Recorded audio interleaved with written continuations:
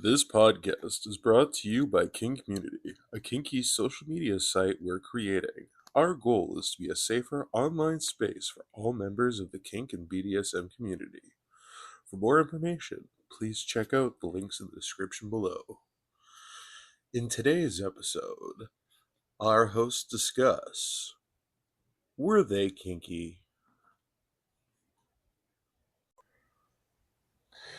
Hello, ladies and gentlemen, everybody in between and beyond. My name is Ginger Wolf. You can call me Ginger. And welcome to the Kinkmmunity podcast. As always, I am joined by my favorite Vulcan of all time. Hey everybody, I'm Vulcan. Thank you all for joining us. If you do like our podcast today, please feel free to like the video, share, subscribe, all the things you do on YouTube. And check out the links in the description for more information about the website we're working on. And now, on to the podcast. So, for today's episode, we wanted to talk about characters, whether they were real or fictional, if they were real, hard cut off in the 2000s for when they passed away, because we don't want to speculate on anybody who has passed away in more recent years. Or anyone who's still alive without their consent. Yes, 100%. And so I did try to lean a little more towards fictional characters, personally speaking, but you know, you'll understand more as we. I think we both got a fair mix of. Absolutely. Okay. So, yeah. All right. So first on my list is Einstein. And part of the reason, I mean, besides the fact that I'm really nerdy and I love science and math and all of that kind of stuff, but just the crazy hair just makes me think that he might have been some sort of kinky. I think maybe a switch. Actually, now that you're mentioning, the funny thing is that a lot of the people you picked have crazy hair. If you think about it. Yeah. I mean, the real ones. Yeah. Not the fictional ones. But I didn't even think of that. Not so much, but yeah. That is true. Yeah, no, and Albert Einstein, for anybody who's trying to be a purist on this, if you didn't know who Einstein was, that would be kind of like, we're going to go with Cher. Cher who?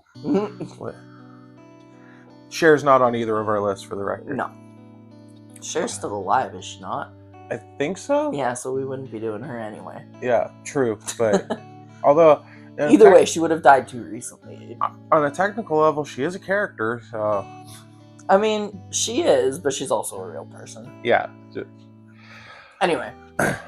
So Einstein. Yeah. That is a really good one. And especially considering the people who are nerds and the people who are kinky. That Venn diagram is basically a circle. Yeah, pretty darn close to it, that is for sure. Yeah, I mean, I've seen the, like, D&D players, kinky people, nerds, like, they're all kind of combined. I think it's, for some people, it's a way to turn off their brains, so it's kind of, like, me as a sub, when I used to be more into impact play, that would just shut my brain off, and, like, all of the things I was worried about or, thinking about or just gone. Yeah. And I wonder if for someone like him, either as a dom or sub, whichever, if that might have been part of his, like, it relaxes my brain enough that I can think of the answers. Yeah. Kind of thing. Because I do find that sometimes. Sometimes when my brain just empties, an answer appears. Yeah. And that is absolutely true. I would say, at very least, Einstein, at least a lot of the portrayals I've seen of him was portrayed as at least being somewhat of a horny person. Oh yes, I mean he cheated on his wife and he had a couple of mistresses and that kind of thing. And of course, like, we don't condone cheating, consensual non-monogamy, of course. But, so like that part is wrong, but Yeah, I mean, kind of a player Yeah, in a way. he enjoyed the company of women. I think that would be safe to say. I would even speculate if there was a certain level of bisexuality to him. That's possible. I mean, we do know that was it Oppenheimer, or was it one of the other people who worked on the bomb? I think it's Oppenheimer, but I'm not 100% sure.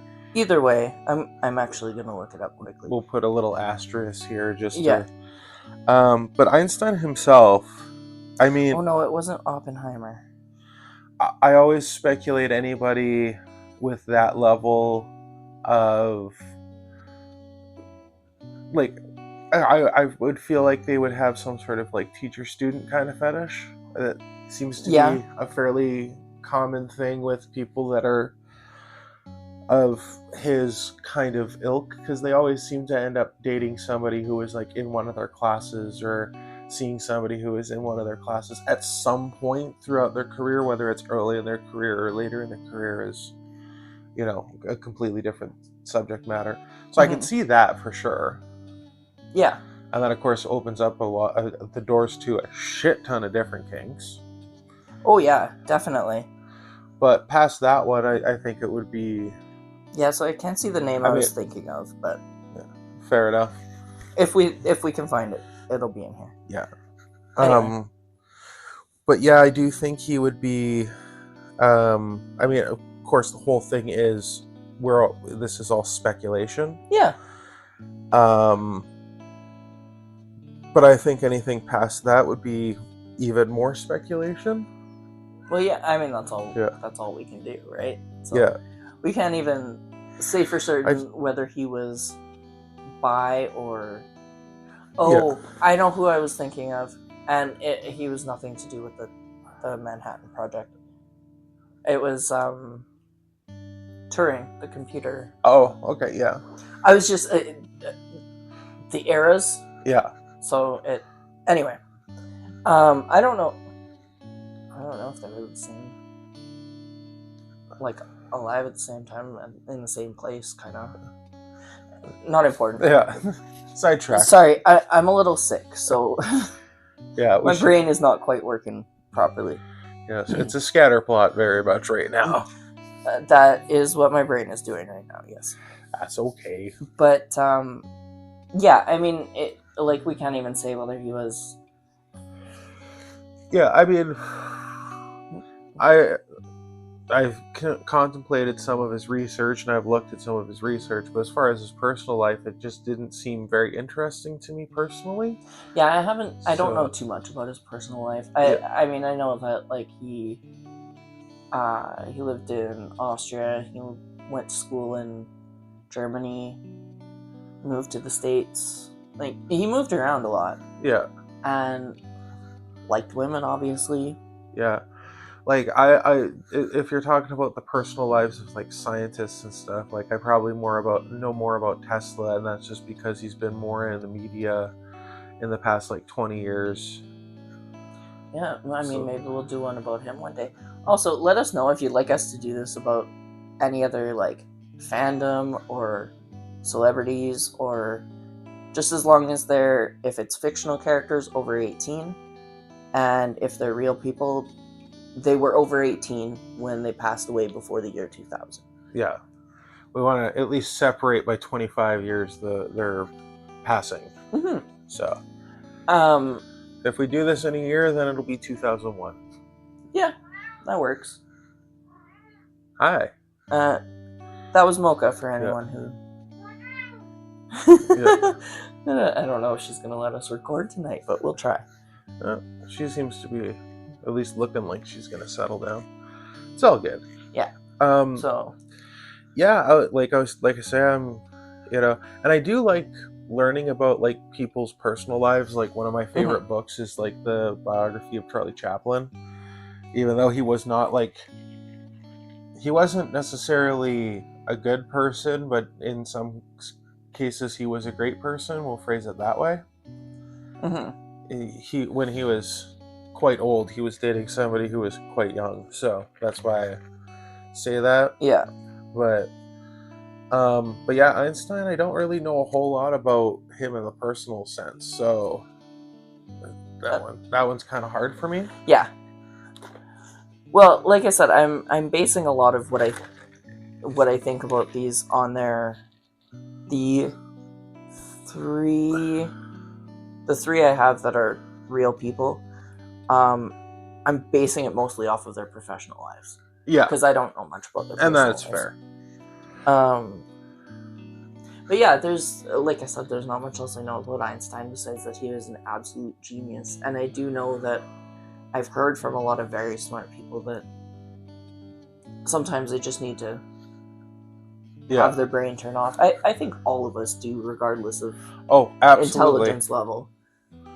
Absolutely, I will 100% agree. You know, I kind of wonder if he was like a masochist or into like pet play or, you know, something. I'm now picturing Einstein being like led around on a leash, right? With the wild hair, right? Yeah. Like I can't think of a dog with wild hair. Or an animal with wild hair. But you know, like those, oh god, I'm gonna feel so bad for saying this. Those ugly dog competitions. The ones with the really crazy fur sticking out everywhere. His hair kind of looks like that. So, somehow, for the first person, at least for me, we have managed to go from Einstein to dog pool. Yes. And we're like 11 minutes in. Should we move to the next person? Sure. Okay. Your turn. Well, speaking of geniuses, but geniuses in completely different ways, the number one person I put on the list was Freddie Mercury. Of course, you know, there's been plenty of movies and biographies and everything like that about Freddie Mercury himself. I think, as an absolute minimum, we can say that he was 100% an attention whore. Oh, yeah. Probably an exhibitionist. I would say probably an exhibitionist, but also had to keep that much, you know, relatively quiet because, of course, you don't want it getting out when you're that famous. But, I mean, I think, and we've talked about this in another podcast episode, because you were saying that you like being in front of a crowd, and you're almost like an exhibitionist. It's just not, you want to show off your naked body. Yeah. And I think for a lot of performers, that's part of it, at least, is I want to show off, either whether it's my naked body or whether it's playing music, being funny, you know, and doing magic. I will also say, and this was a big part of Freddie Mercury, because he would do the scat thing when he would.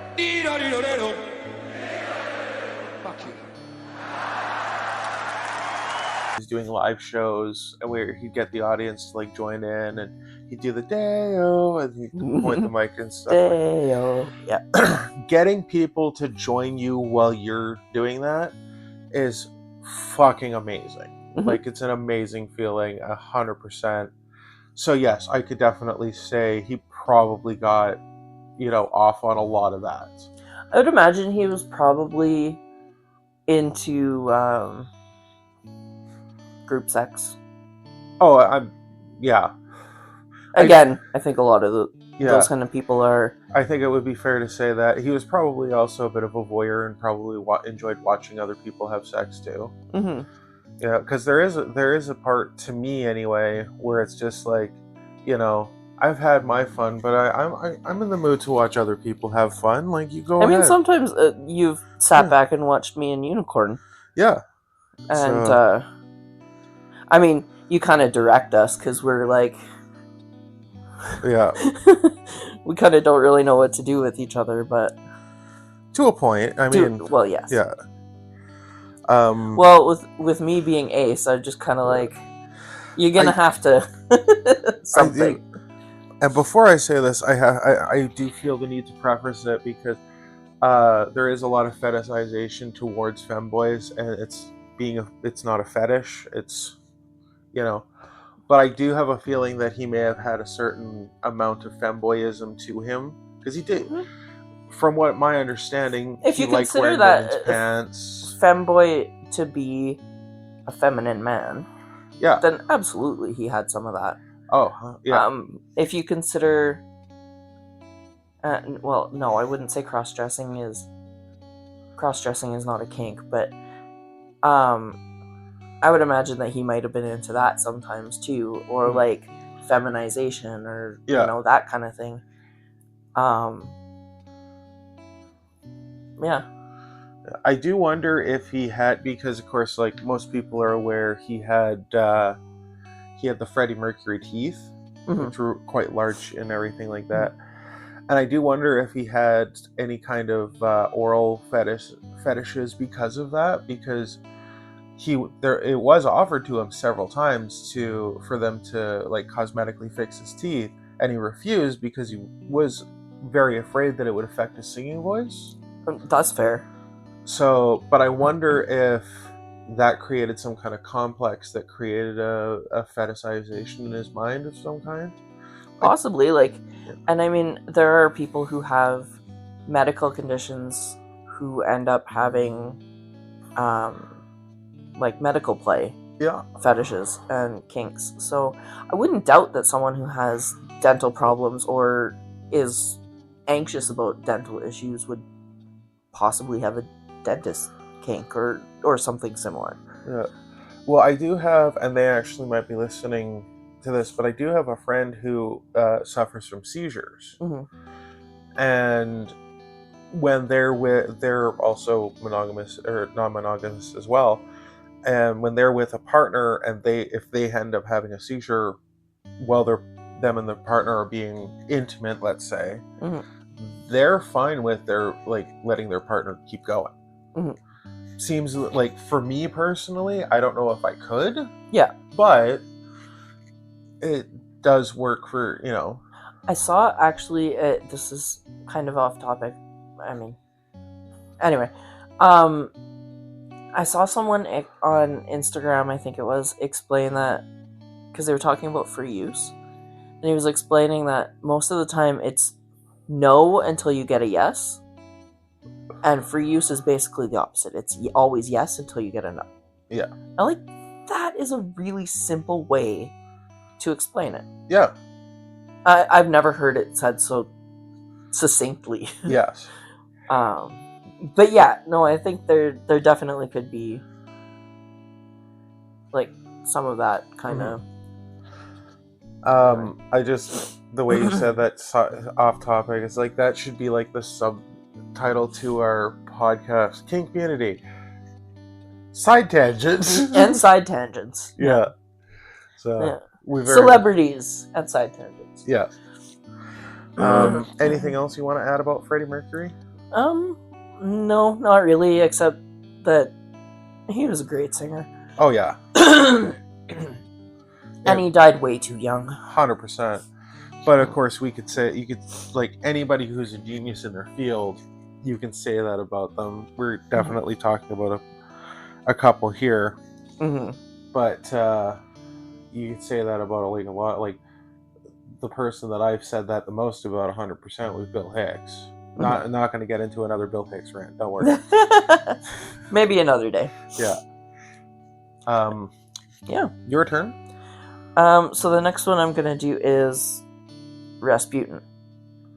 Grigory Rasputin. Yes. However you say his name. I don't know if that's the correct way of pronouncing it, and I apologize, but I hope most people would know who that is. He was There's been songs made about him. There was one at least. I only know the one. I know. By Boney M. Then again, you could say the same thing about Mr. Crowley, and people don't know who Edward Crowley was. That's true. But yeah, he was the doctor, medical to the Russian Tsar and his family. So it was. Chances are, I don't actually remember. A lot of people would remember him mostly from like Anastasia. Yes. If you're a little bit younger or into like action movies and spy movies and stuff like that, The prequel of the Kingsman movies also had a representation of Rasputin in it as well. Yeah. Plenty of other things that have had some sort of representation, like Rasputin in it. There's a lot of speculation of who he was, what he came from, where he came from, his actual relationship to the Tsar of Russia. Mm-hmm. So yeah, I wanted to say Peter for some reason, but it was our Nicholas II. Okay. That's why I stopped speaking. I was like, no, I'm not gonna get this wrong. And that's why I kept speaking, because I knew you were looking something up. So yeah, he was a mystic and faith healer, and he befriended the family. There are some people who believed he had them under some sort of spell, that he was a witch or a wizard, whatever you want to call him. There's been talk about affairs between Tsar Nicholas himself, or or his kids and Rasputin, or his wife and chambermaids, blah blah blah blah blah. Yeah. And pretty much, or at least every representation that was not directly made for children, that I've seen him in, he's usually surrounded by women. So presumably he definitely had an exhibitionist kink, non-monogamy. I'm pretty sure he was a sadist. Oh, 100%. I was gonna get there eventually. And like into, he's a mystic, but I believe, just from like the rumors that I know of him, he was probably into like hypno kind of kinks. Oh, 100%. Hopefully consensually, but probably also into like drugging as well. Yeah, and again, I would say probably not consensually, but we can hope. Medical kind of. Yeah, probably just medical play too. Probably medical play too. Well, I was thinking drugging is a form of medical play. Yeah. But like I would imagine just dominant kind of in general, wanted to have control over people, and people to do what he said, and that kind of thing. Well, yeah, he was also placed, although not officially, he was used as an advisor to Tsar Nicholas as well. So, and I'm sure he was fucking absolutely giddy over that. So, and then of course he was like basically superhuman, because they kept trying to kill him and he just wouldn't fucking die. Yeah, incredibly lucky, or potentially body doubles, or maybe again, or maybe he was magic. Woo. Or maybe it went into even more folklore. Yeah, I'm pretty sure that is. Yeah. I will say though, in the Kingsman movie that he's in, he actually has a line that lives rent free in my head, and it pops into my head randomly, probably at least once a week, and it's when he's supposed to be healing. Liam Neeson is who plays the character, but the older character Liam in Neeson? it. Yes. You said Nielsen. Oh, sorry. Yeah. I was just like, I think you're mixing up Leslie Nielsen and Liam Neeson. I do the same thing. Yeah. But there's a scene where he's like healing like an old bullet wound he had in his leg. And he's like, "Yes, let me lick your wound." And for some reason, like, just the tone and the inflection used in that just for some reason has stuck in my brain. It's so fucking weird. I mean, most of what I know of Rasputin comes from the song and like the movies and stuff. Yeah. But I have read a little bit further into it and like watched some, YouTube videos that are more documentary in nature, not so much based in fiction, editorialized or fictionalized. And he's just always been really interesting to me. People like that have always been interesting to me. The way they kind of snake themselves right up next to power, and it just kind of almost like they're the puppet masters. Yeah, they just kind of have control over everything, kind of like something that's going on in the same place of the world today. Yeah, that has control over someone that's the leader of the free world today. Yeah, I would say that is almost guaranteed to be blackmail. Oh, But I wouldn't doubt it if Rasputin had something on the Tsar's family. yeah, yes, but that's more speculation. This That is is more speculation. You know, I mean, this is still speculation, and we're not going to but name any names, but yeah. I'm pretty sure everyone knows who we're talking about. Yeah.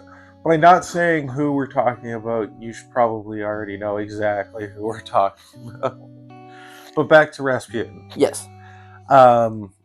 I would say I would also say from at least a lot of the things that I'm aware of, he didn't bathe very often. Mm-hmm. So I'm assuming he probably had a musk kink as well. Yeah. I think that would probably be a pretty fair assessment. Is that really a kink? Yeah. Oh, I didn't know that. I mean, some people like I know people who like. I've heard of people who like sniffing armpits. I mean, I guess kinks can be just about anything really that enhances the experience. So yeah, I mean, there are people who have scat kinks as well. So you told me yesterday you didn't want to talk about stool.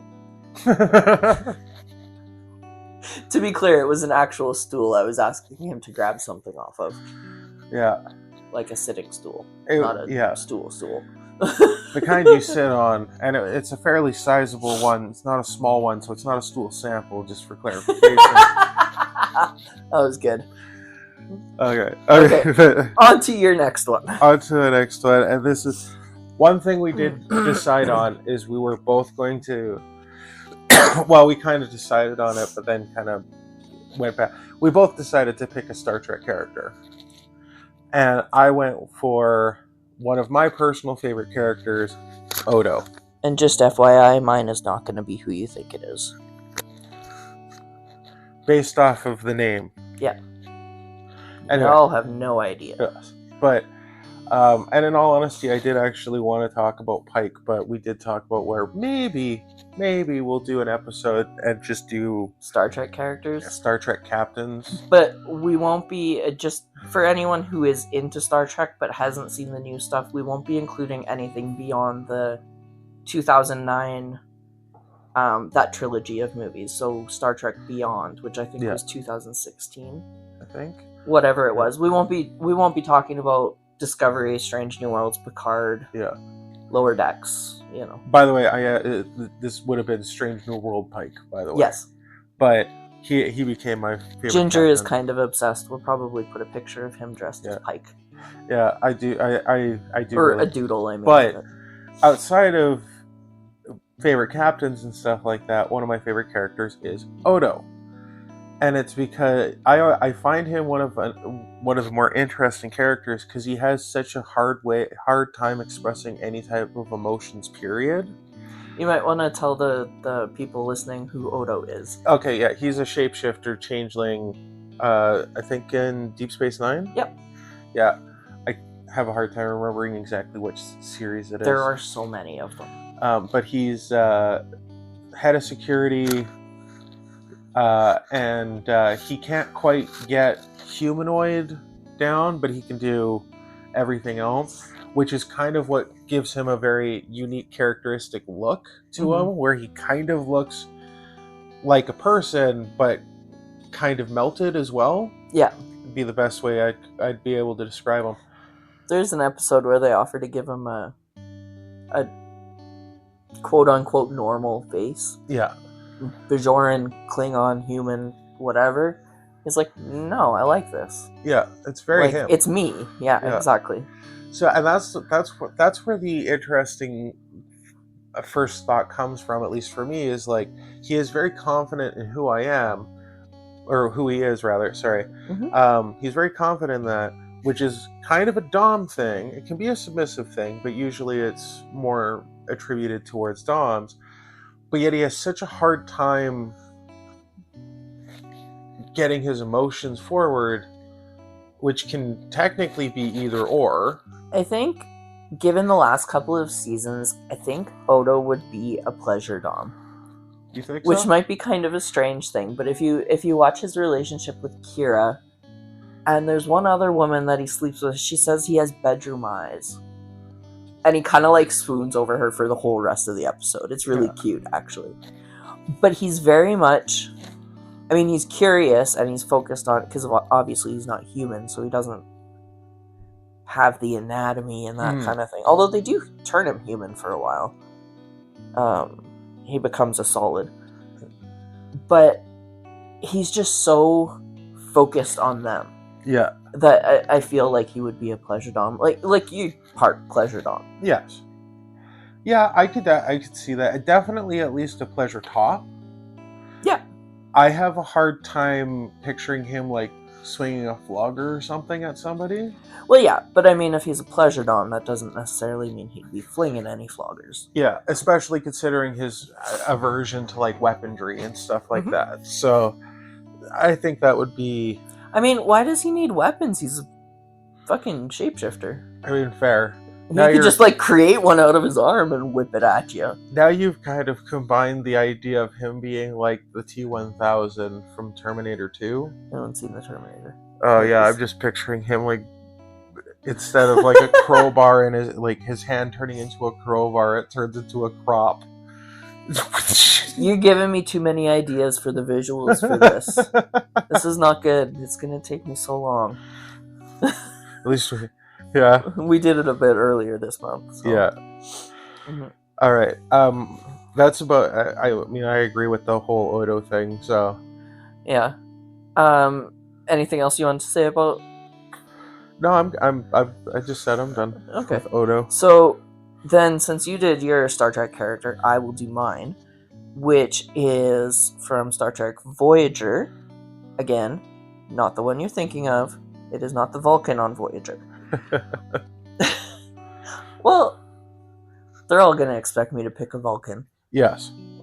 So, but I honestly don't think they would be as interesting to discuss as far as kink goes. So I chose B'Elanna Torres, who is... She's the chief engineer. She's also a Maquis, which means basically in Starfleet's eyes, she's a terrorist. Yeah. I would disagree with that, but, you know, that's a conversation for another day. So she's half Klingon, half human,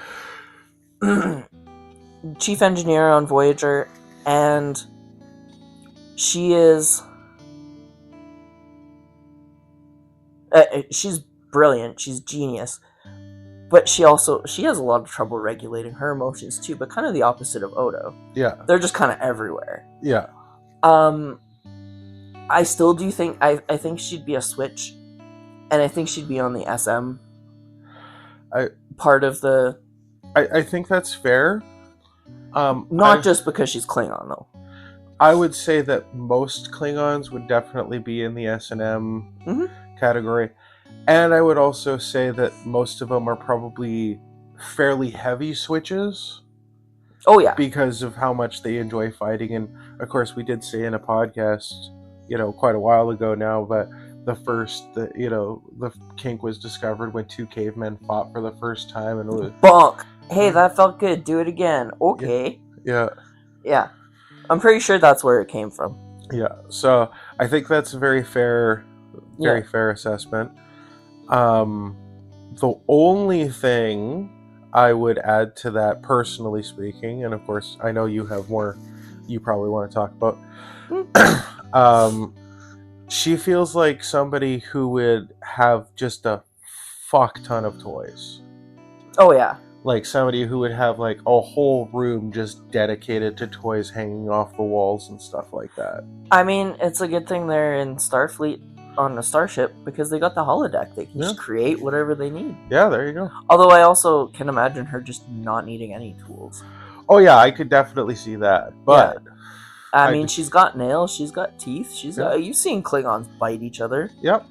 I imagine her and also most other Klingons would be into predator-prey kind of relationships. Oh yeah. Just the predator himself. Yeah. And that kind of like intense physical. You even see it a few times in the show that she really enjoys getting physical with people.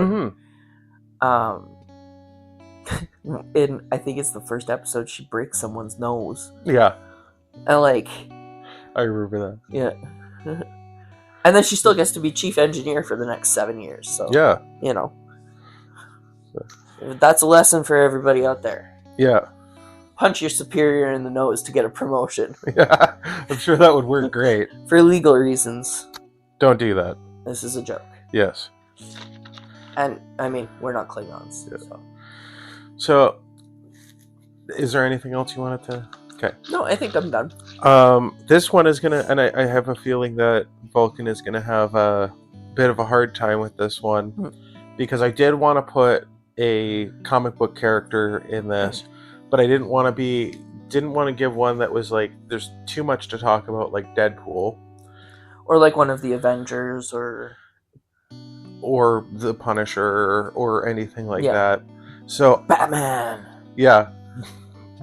That would be an interesting one to do, but we could probably do a whole podcast on that. Yeah, I would say he's probably a Switch, to be honest, but anyway.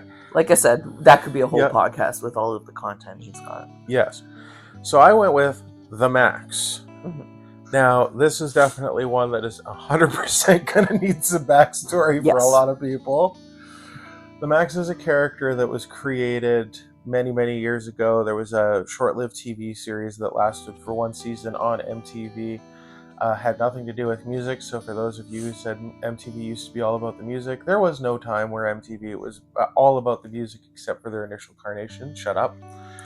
Now, I mean, it used to be more about music, but no, I agree. It's always had like other shows too. Yeah.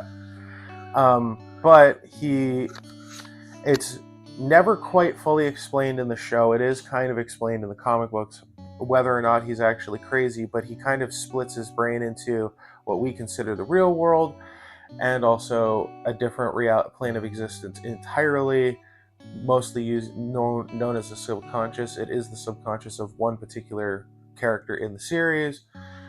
But there's also connections to the bad guy of the series, whose name is Mr. Gone.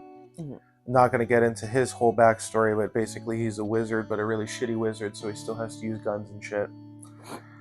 And then you have the other main character is Julia Winters, which is the social worker to the Max, because the Max in our world is homeless. Mm-hmm. That kind of gives a overall benchmark of what we're dealing with here. Yeah, I think we watched the first episode. Yeah. And like it was okay. Weird. It was really weird. Not really my kind of show, I don't think, but yeah, you know. I like it because it deals with a lot of like psychology and subtext and like that kind of thing, and what really constitutes as crazy and blah blah blah. Yeah. So this is one that I'll be talking mostly about, but I would say the Max himself is probably completely non-sexual. Like the Max in the real world or the Max in the subconscious? Both. Because for him, the only person that he seems to have any type of attraction to is the social Julia. worker. Yeah. And that's both in what he refers to as the Outback, which is like the subconscious world. Yeah. She exists there too, known as the Panther Queen. Yeah. And he never talks about like dating, never shows interest in sleeping with Julia or the Leopard Queen or anything like that. It's, I am meant to protect her. That is all what it is. Yeah, when I was looking more into it and like trying to see if there's anything I wanted to say about it, kind of comes across to me as like a caregiver kind of dom. Yeah. Maybe not dom, yeah, but a caregiver type. Yeah, I could see that. I would also say and definitely make the argument that he pretty much only exclusively cares about Julia. He's doesn't really care about other people. Mm-hmm. Although I will say there is one little quick moment where he definitely shows that he cares about these kids that are hanging out on a doorstep kind of thing. There is that. So maybe he does care about like kids and Julia and that kind of thing. But in like, I think it's the first episode. The innocent.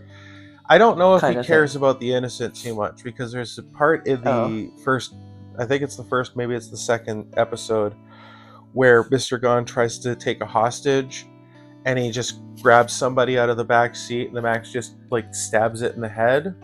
Wow. And then later on, the guy who's like watching all this, he goes, "How'd you know that was my CPR dummy?" And he's like, CPR dummy? Oh, yeah. Huh.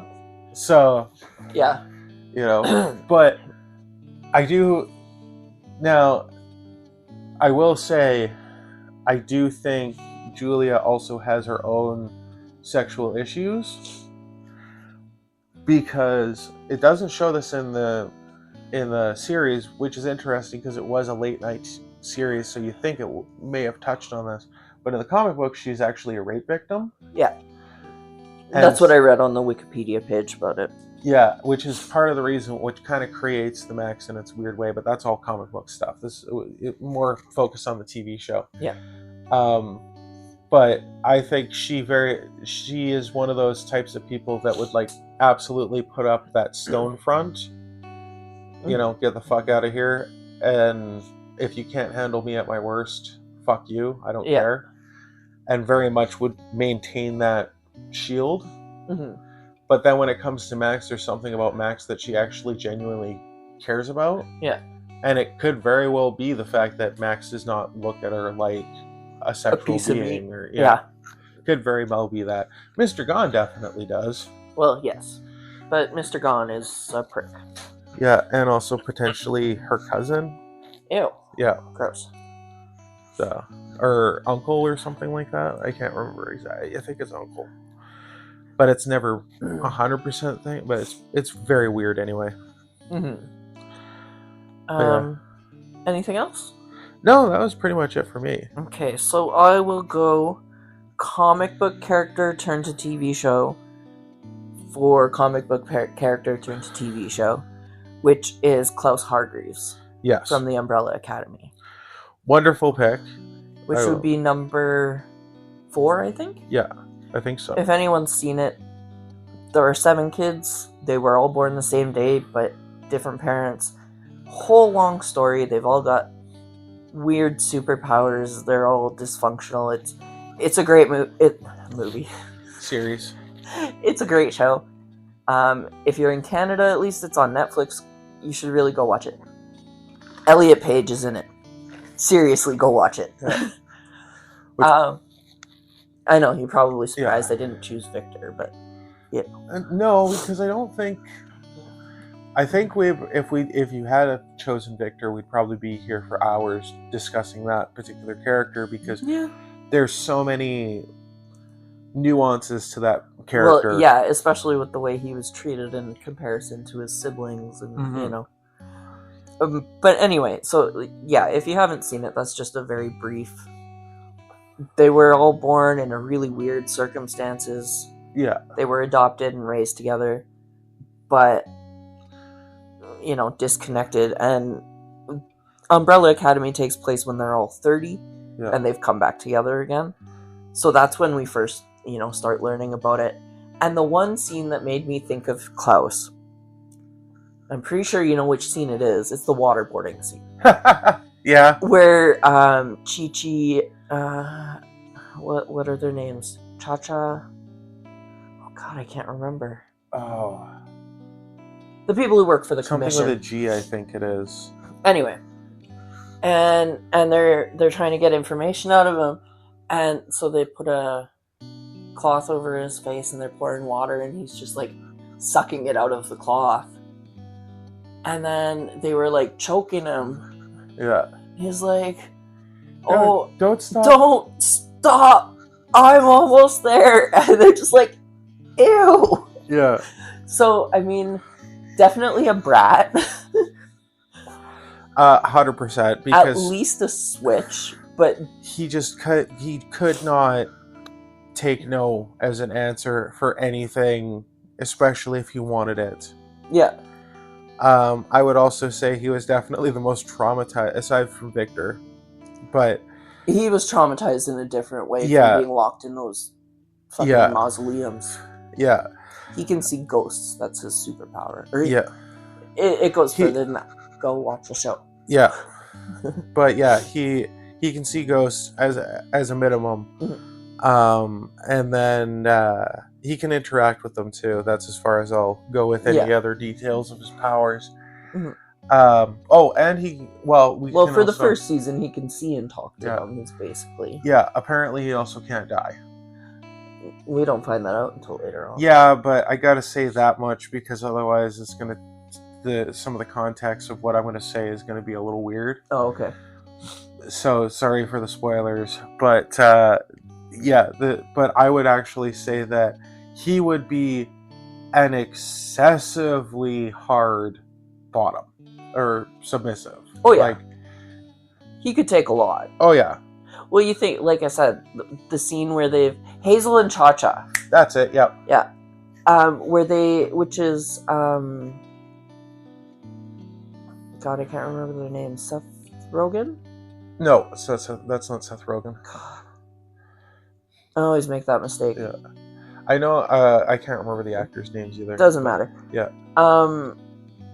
Anyway, they're torturing him for information, and he's just loving every minute of it. Yeah.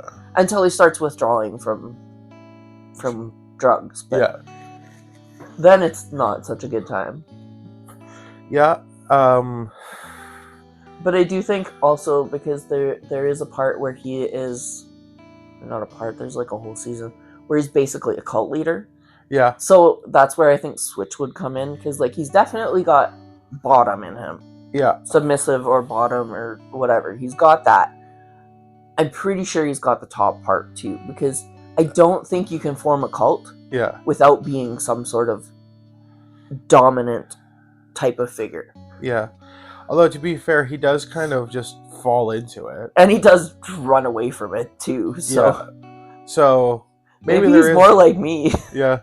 Gets put in the position of power and then is like, no, go away. I don't want to make the decisions. Yeah. Yeah. Don't worship me. Yeah. I could see I could see him also getting very bored with being a top too, to be completely honest. So I have more in common with Klaus than I thought.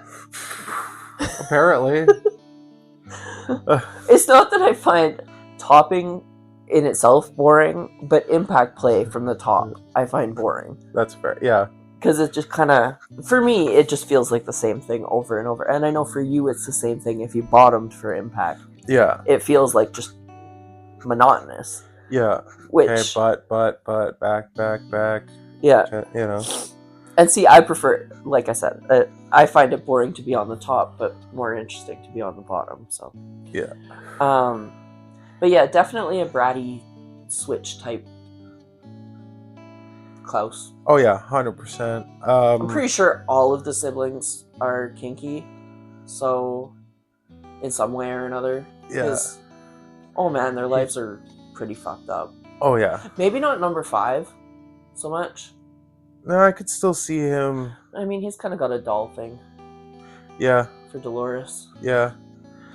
I was gonna say, it does kind of make me think. I can't remember if this was in I think it's The Boys, but it could have also been in Generation V, where there's one of the soups. He's like washed up and basically prostituting himself out, but he can regenerate his limbs and stuff. And so he goes into a hotel room with the guy and basically gives the guy a machete to hack his arm off. And then once he's done, he's like, you know, for an extra $5,000, I'll let you cut my dick off too. Wow. And he's like, I'll be right back. And he like runs to the ATM machine. It's like, wow, some people. But if you lived in that world. I know someone who was going to castrate someone consensually. Yeah.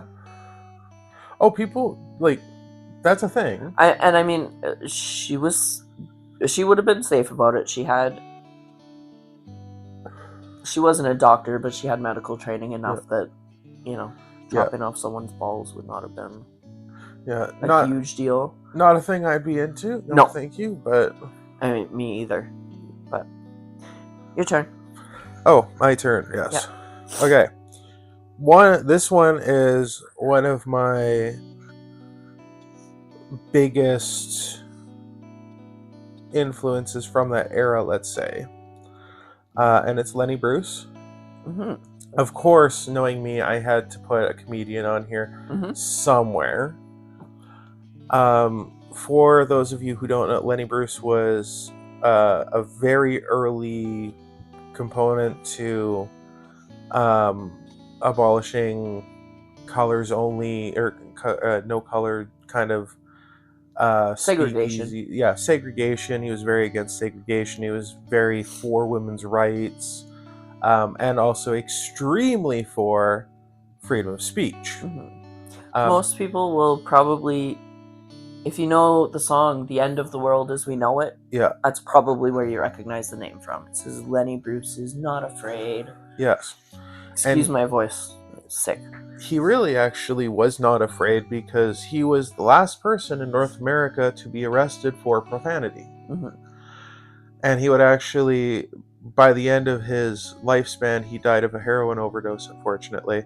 Although some people speculate whether or not it was actually an overdose or a drugging. Yeah.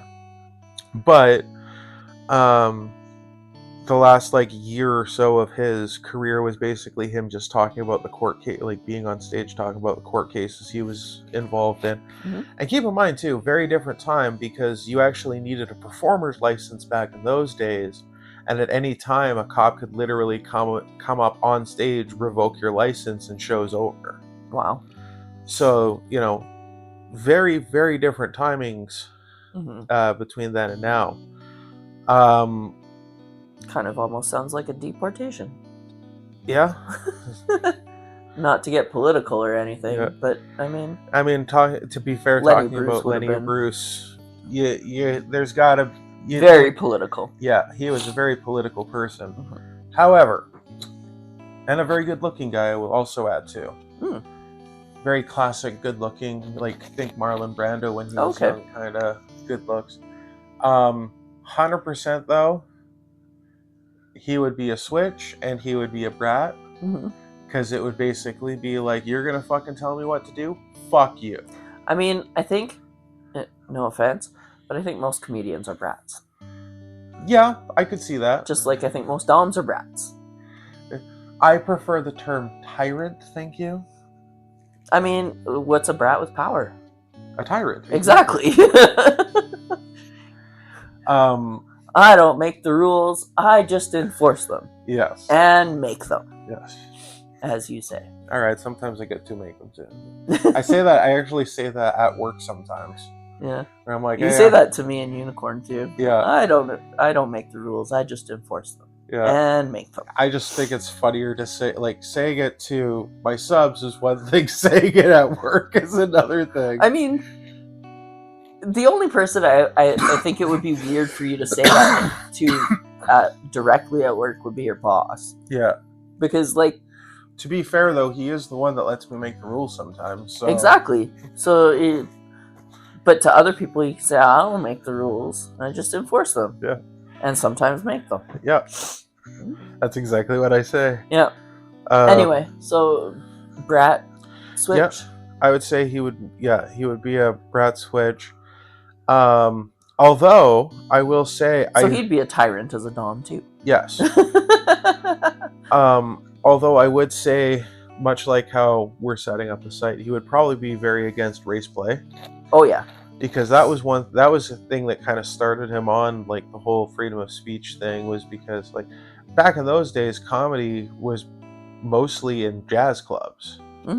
So he was a white guy that was very well welcomed to jazz clubs, which were predominantly... Mostly. And so he didn't understand, when he would go to a restaurant to eat, why his friends from the jazz club couldn't come in with him. And that was kind of where his whole thing started. Which, I mean, fair. It doesn't make sense to me. Just not to get political again, but not letting literal women use the women's bathroom. Don't care if they're fucking trans, cis, gender fluid, whatever. Yeah, guess what? They want to fucking pee. Yeah, guess what? Trans woman is a woman. It's in the name. Yeah. Woman. Anyway. I told you. Yeah. I didn't mean to get political, but... You know what? I'm going to say this much. Lenny Bruce would probably, if he was listening to this, he'd probably be proud right now. So, yeah. Can't really be... I mean, he'd be out there protesting with the trans people. Oh, absolutely. Because he'd be what the fuck are you guys like? I was talking about this shit in the 70s. Like, what the fuck is wrong with you Yeah. guys? Like, it used to be you have a different color skin, you can't use the same bathroom, the same water fountain, same whatever. Yeah. Now it's you have different genitals, so you can't use the same. Or you not even used to have different genitals. Yeah. Now we could all have the same genitals. No one knows because it's a fucking bathroom. Yeah. I'm not looking at anybody. If you are in the women's bathroom and you are seeing someone's privates, you are doing something wrong. Yeah. Very wrong. Don't do it. And if somebody else is seeing your privates, you're definitely Also doing doing something something very wrong. Yeah. In the men's bathroom, unless you're at the urinal, you also should not be seeing anyone's privates. Even at your urinal. Don't look ahead. Yeah. But like I'm just thinking, if you like, you know, your vision sweeps over and you happen to glance, whatever, Yeah. it could happen. But yeah. Yeah. Like, abolish gendered bathrooms. Abolish gendered everything. Yeah. Abolish gender. Not my balls. I had to. I'm sorry. What was that joke I told you the other day? Oh, someone posted something about being non-binary or something. Yeah, and someone commented and said, "Get the stop with all of this." Get this gay shit off my page. Or my no, that's what page. someone said to me. Okay. It was more of the gay agenda or something, and the guy responds with, "I'm non-binary. I don't have agenda." And I'm like, "Oh my god!" Yeah, it's so funny. Yeah, I forgot about that. Oh, yeah, my laugh so that was hard. funny. Yeah. Yeah. Okay. Anything more for Lenny Bruce? I'm Lenny good. Bruce is not afraid. Okay. I don't have a comedian, so we'll go with my last IRL person, which is Stanley Kubrick, who, if anyone doesn't know, he was the director of 2001: A Space Odyssey, The Shining, Eyes Wide Shut,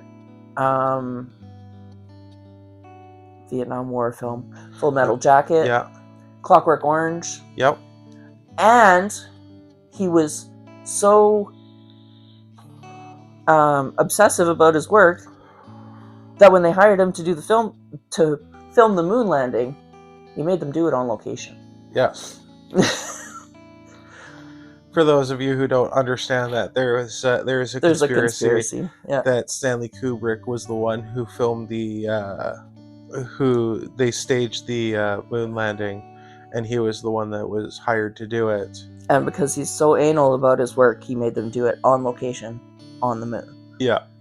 To make it realistic. Yes. And I mean, that conspiracy theory also kind of gives an idea of the kind of person he was, which I, just like I said with Rasputin, I'm pretty sure it was a sadist. Because he pushed people. Oh, yeah. I mean, it was, to give him credit, it was to get the best performance he could. Yeah. But he was willing to do basically whatever he could. Well, yeah, like there's a scene in The Shining. I think it was Jack Nicholson that he forced to eat something that he really hated, like, every day. I think that was a thing too, but that's not what I was talking about. Oh, okay. The woman who was in The Shining, I can't remember her name, but she's been in like Shelley Duvall, I think. Is that her name? I think so. But he made her do like 130 some takes of one part just so that she would look as like haggard and flustered and stressed and everything as she possibly could. Mm-hmm. He didn't really look at cinema as a series of pictures. Well, he did, but like each picture, like each frame had to be absolutely perfect down to like the smallest. Okay, down to the smallest detail. Mm-hmm. So he would I could definitely see him being a sadist 100%. But he would be that type of sadist where you would have like a massive room and there's like 3 pieces of furniture in it, kind of thing. Mm-hmm. And like you can only sit on it the right way Yeah, more, maybe not as much a physical sadist as like humiliation and Yeah. degradation, that kind of like emotional, psychological kind of sadism. Oh yeah. Yeah. And you can see that in a lot of his films too, which like I really love Full Metal Jacket and A Clockwork Orange. Mm-hmm. Both really creepy movies. I haven't been able to get through 2001: A Space Odyssey. Don't come after me. To be fair, the beginning is It's hard. very slow. Yeah. I've been told by people that there's something wrong with me that I haven't seen 2001: A Space Odyssey. Personally, I don't think so. I have seen it. It's been a long time since I've seen it. It's definitely not a movie that I want to go back to, kind of thing. Yeah, but just all of his movies have this kind of like dark, disturbing story. Mm-hmm. And like you think Full Metal Jacket, the private that shoots himself. Private Numbnuts, yeah. Hmm? Private Numbnuts, I think is what the... No, I don't think that's what he called him. But either way, it's not important. The one who loads the gun and shoots himself. But he shoots the drill instructor first. Yeah, shoots him and then yeah. Spoilers, by the way. I mean, from a movie from the 70s, 80s. Yeah, but it is a movie. Keep in mind, too, Full Metal Jacket is a very unique movie because it's kind of split. It's almost two movies stitched into one, because one part of it is all just the boot camp. But like the progress of the private being basically broken down to the point where he is just nothing. Yeah. And like you can see the madness. I don't know who that actor is, but he did a really good job. Oh yeah. And I just I feel like that is Stanley Kubrick coming out. Yeah. I don't know, as we said before, I don't know much about his personal life. So I'm not sure if he was into... I don't even know if he was gay, straight, bi. Yeah. You know. I think he had a wife, but they got divorced. Like, they didn't last very long, I think. Yeah. But, yeah, from all of the things you hear from people on set, he was a real asshole, but it was always to get the absolute best take he could. I will say a couple of little funny things is that in the scene when the drill instructor comes in and he's still wearing the hat, but he's just in like his A shirt and boxers. Apparently, Kubrick didn't originally like the fact that he was wearing his hat because he was supposed to be like shooting straight out of bed. Yeah. And the guy apparently who had done it, who was that actor, had been a drill instructor. Yeah. He was originally only supposed to be a consultant. Mm-hmm. But he just did so well that he just got hired on because he was short, right? And Kubrick didn't think that he'd be believable because he was short.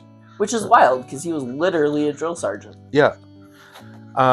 But the funny thing is, because of all the names that he would call everybody, when that film was translated to French, they actually needed to get a pornographic director to do the dubbing, so that they could get like a reasonable approximation for what he was calling people.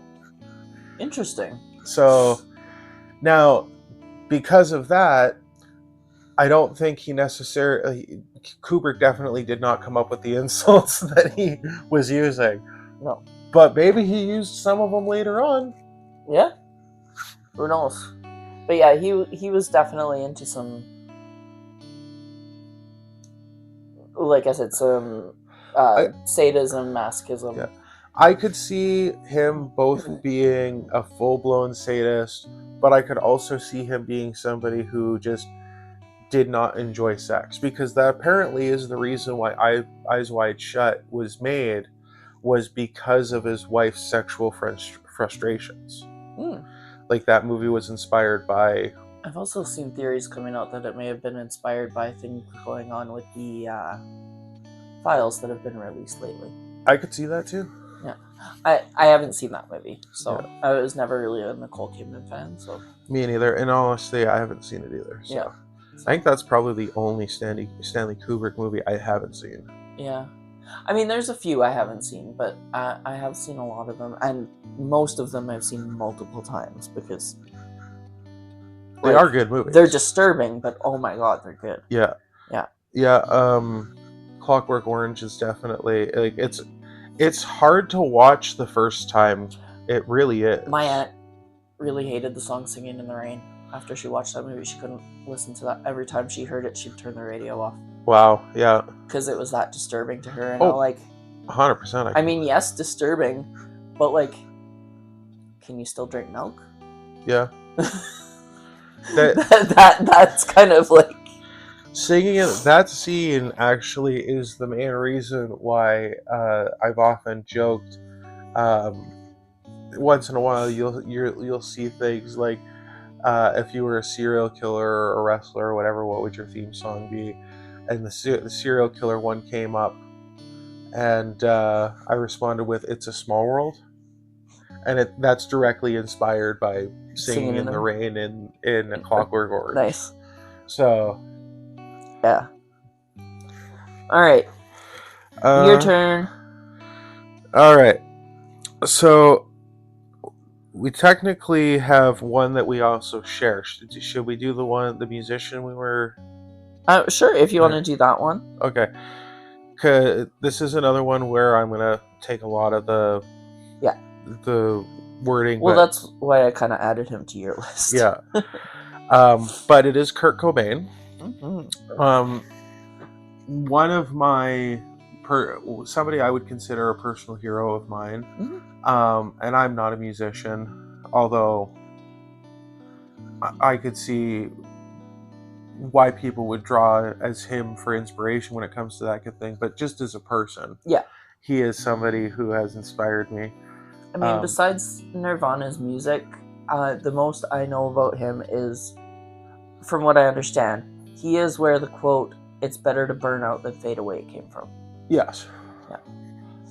There's another thing, because there was a thing that released a lot of his journals and diaries and stuff like that, especially from when he was quite young. Yeah. And he didn't understand homophobia. He had a good friend when he was in junior high and high school and stuff. Or grade school, I guess is what they call it in the States. But he had a good friend who was gay, and he kind of went through searching within himself to figure out if he was gay, because he always felt different than most people, which I think is a pretty universal feeling. And then he kind of came to the conclusion that he wasn't gay, but he kind of wished he was gay because it would piss off conservatives and stuff like that. Which is, I completely understand exactly where that comes from. I am a queer, non-binary, unmarried cat person. I piss off conservatives every fucking day. And it delights me. Oh, me too. I love it. But to be fair, one of the things, because as a lot of, if you're a frequent listener, a lot of you will know I do fire reading and stuff like that. And I remember saying that to a former boss of mine, that I did fire reading and stuff like that. And he goes, "You don't seem like the type." And I was like, "What do you mean?" He's like, "Well, you don't have any tattoos or piercings or anything like that." And I'm like, to be fair, to be quite honest, that is kind of partially by design. Mm-hmm. Because nobody... I mean, facial piercings would probably not be great for fire, especially around your mouth. Oh, 100%. So, you don't want to have a tongue piercing and then put a fire stick in your mouth. That doesn't seem very smart. To be fair, if you're doing the fire reading, you would definitely not want to aim for the tongue piercing. So you'd want one fairly far forward, so you'd still have a good landing pad for the fire itself. Yeah. But I could see it out. Yeah, I could see earrings or even eyebrow rings or stuff like that. But to be fair, you also have other real when you think of magicians, because there's Brian Brushwood is also a magician. Mm-hmm. I think he might have one tattoo, and even that I'm not sure of. You have the Amazing Jonathan, no tattoos, no piercings. and he was known as like he was the Freddie Krueger or the Norman Bates of magic and comedy. Penn and Teller don't really have piercings and tattoos. Granted, if they did have tattoos, you probably wouldn't be. Yeah, they would always wear the suits. Yeah, fully covered arms and legs. They'd be an interesting pair to do. Well, I know they're still alive, so we wouldn't. But Penn has said like he loves tattoos, like he loves them. So I wouldn't be surprised if either he has tattoos or either of them have tattoos. They might both, yeah. Yeah, but that is like. But my point is that I enjoy the juxtaposition. Mm-hmm. You don't like if you're watching me for the first time and you know nothing about me, mm-hmm. and I start shoving nails in my face or eating fire or eating glass and stuff like that, it really fucks with people, and I love it. That is one of my favorite things, is just fucking with people. And I feel like Kurt Cobain kind of had a similar, like, if you get it, you get it. If you don't, I don't care. It's there to fuck with you, mm-hmm. kind of thing. Mm-hmm. And I love that. Yeah. Again, I think there's some Brad energy in there, but I don't think he was, I think he would probably be more submissive, in all honesty. Yeah. He would be dominant in the points where he would stand up for himself.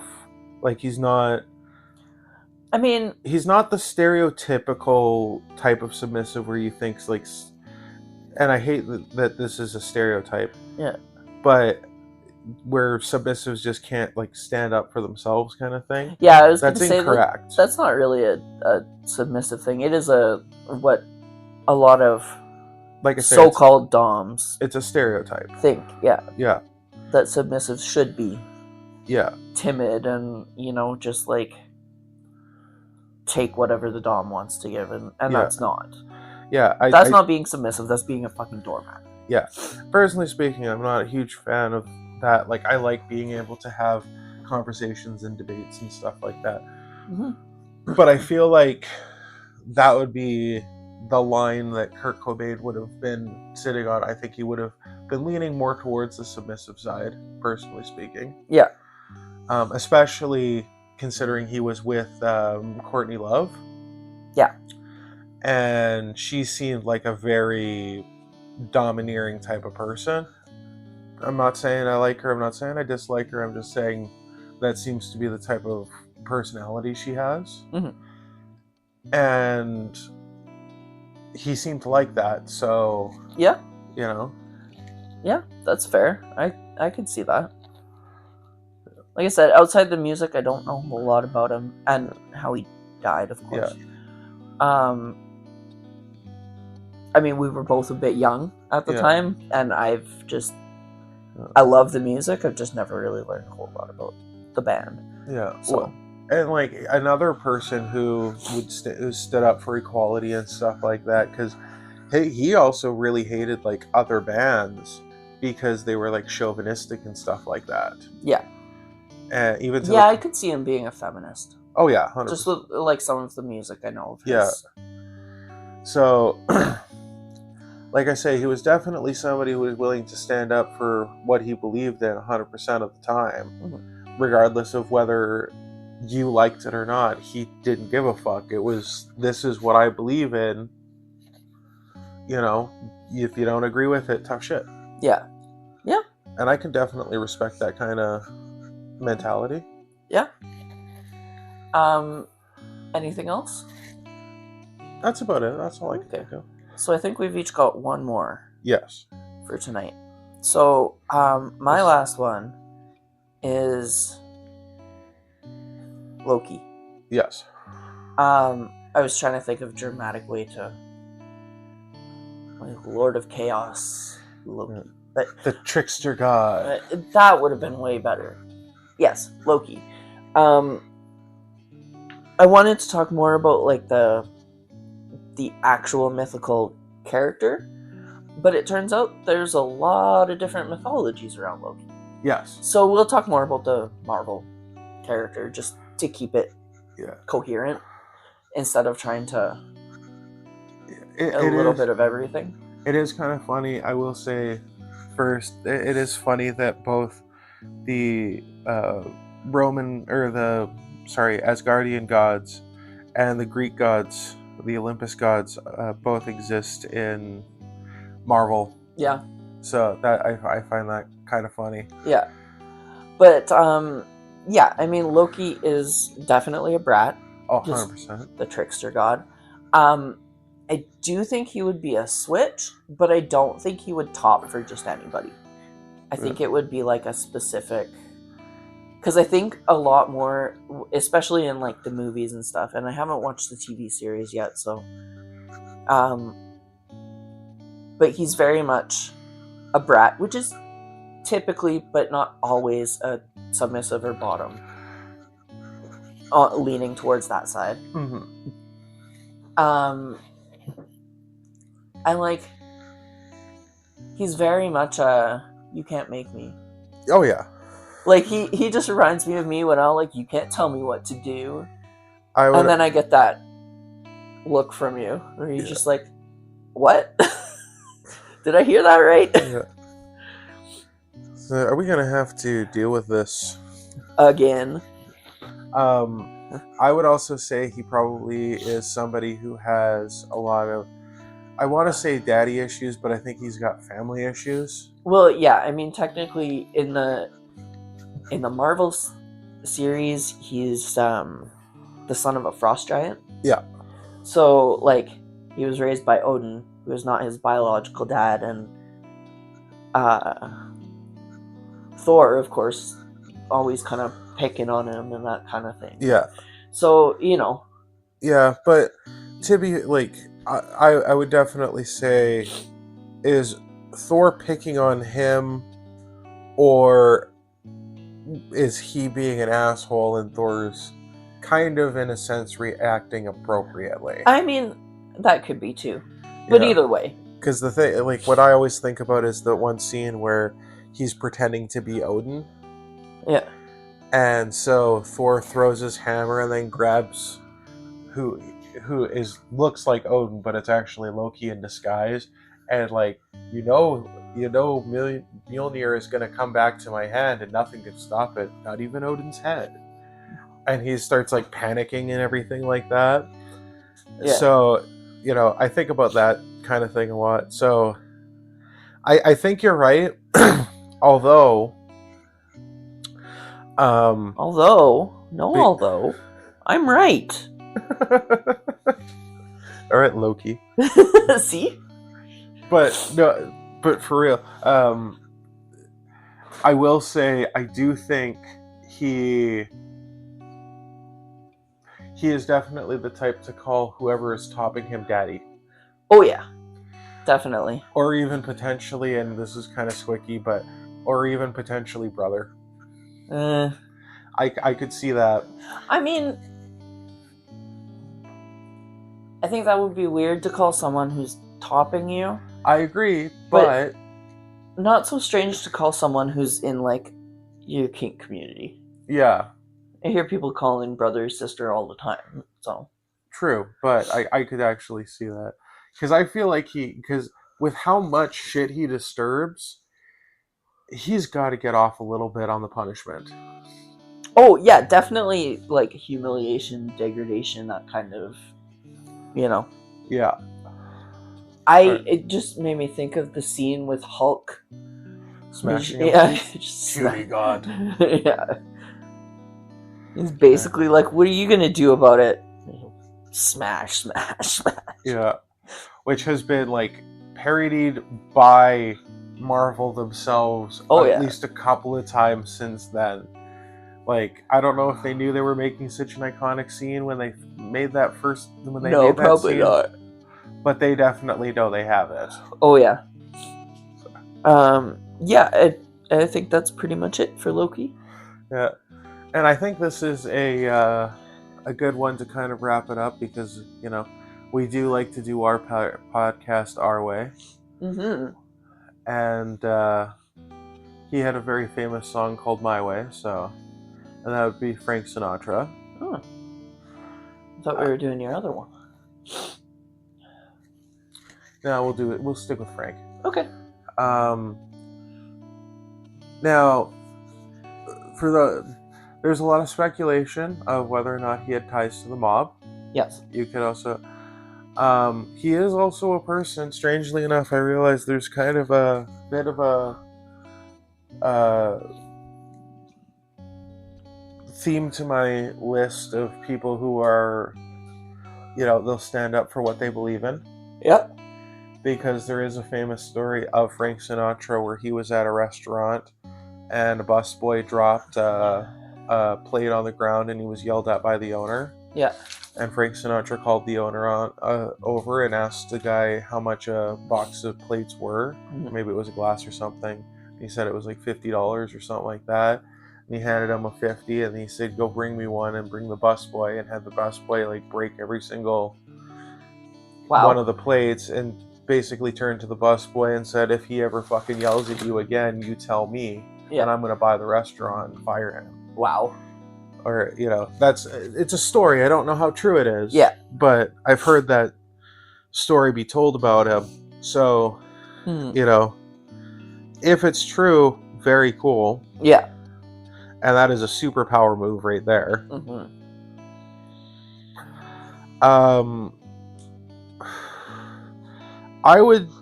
I'd be willing to say he was probably, if he was on anywhere on the spectrum, he would probably be a caregiver dom. Yeah, I think a lot of the ones you picked today would be. Yeah, I think, or at least caregivers of some sort. Yeah, the only reason why I say that is because he enjoyed bringing other people into the spotlight. Yeah, of course, he was a big part. He was the main head of the Rat Pack, which was Sammy Davis Jr. and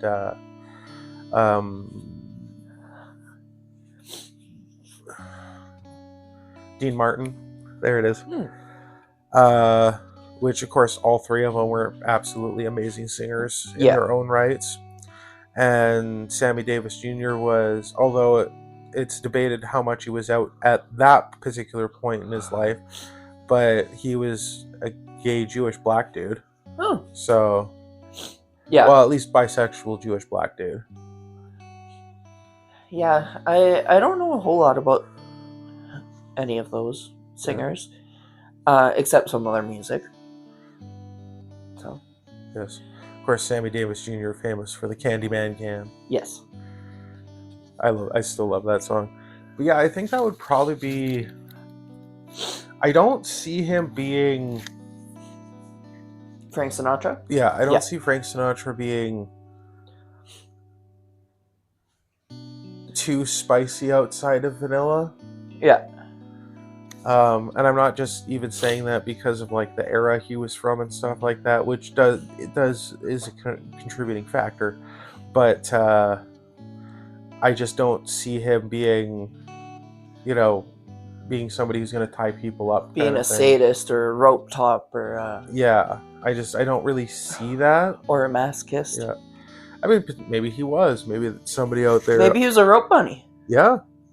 Maybe he liked getting tied up. I'm just picturing him now being tied up, hanging from the ceiling, but still have the hat on.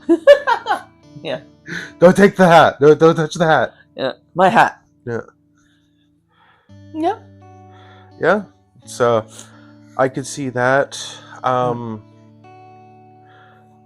Dean Martin, of course, just an alcoholic. So, yeah. Although there's even speculation about how much of that was him just putting on an act, because it made him, he didn't. If you think about it, like he was the funny guy of the group, but he was also the alcoholic. And at that time, if you had like a group of 3 or more people, one of them had to be the alcoholic of the group.